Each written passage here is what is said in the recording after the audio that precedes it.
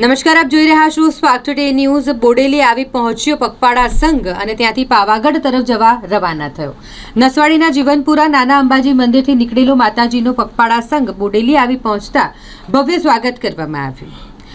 અહીં નસવાડી તાલુકાના જીવનપુરા ગામમાં આવેલ અને નાના અંબાજીથી ઓળખાતા માતાજીનું મંદિર આસપાસના લોકો માટે આસ્થાનું કેન્દ્ર છે। છેલ્લા ઘણા વર્ષોથી માગસર મહિનામાં માતાજીના મંદિરની પગપાળા સંઘ નીકળી પાવાગઢ જવાની પરંપરા આજે પણ જળવાઈ રહી છે। વર્ષો પહેલા ગુરુ શ્રી વિશ્વનાથ મહારાજ આ સંઘ સાથે પાવાગઢ જતા હતા, જે પરંપરા મુજબ નાના અંબાજીથી નીકળેલો પગપાળા સંઘ રાત્રિના બોડેલી મુકામે આવી પહોંચતા માઈ ભક્તો દ્વારા સંઘનું ભવ્ય સ્વાગત કરવામાં આવ્યું। માતાજીની આરતી કરાઈ। પગપાળા સંઘમાં જોડાયેલા લગભગ 2200 થી 2500 જેટલા માઈ ભક્તો માટે મહાપ્રસાદીનું આયોજન પ્રતિ વર્ષની જેમ ખૂબ જ સરસ રીતે ઢોકલિયાના શ્રી સત્યનારાયણ મંદિર ખાતે પાર પડ્યું। ગત રાત્રિએ મંદિર આગળ ડીજેના તાલે સંઘમાં જોડાયેલા ભક્તોએ ગરબાની રમઝટ બોલાવી અને સવારે બોડેલીના માઈ ભક્ત દ્વારા આયોજિત ચાર નાસ્તો કરી સંઘ બોડેલીથી પાવાગઢ તરફ જવા રવાના થયો।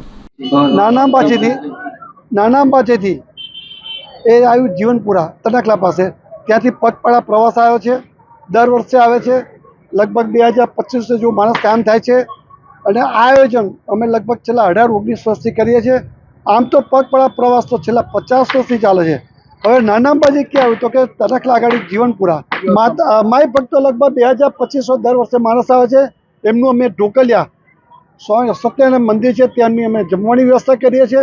દરેક માઈ ભક્તો જમી લીધા પછી ગરબાનું આયોજન કરે છે। ખૂબ સરસ ગરબા ગાય છે આ લોકો। આપણને એવું લાગે કે શું આ લોકો આ સમાજ ગરબા ગાય છે એમ।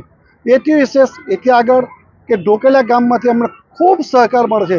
અહીંના માજી સરપંચ શ્રી રાજુભાઈ, બીજા અશોકભાઈ, બીજા આખા ગામના જ કોઈ પણ જાતના નાત જાત ભેદભાવ વગર અમને એટલો બધો સહકાર મળે છે કે એક વખત તમે આ પધારો, ખૂબ આનંદ આવશે।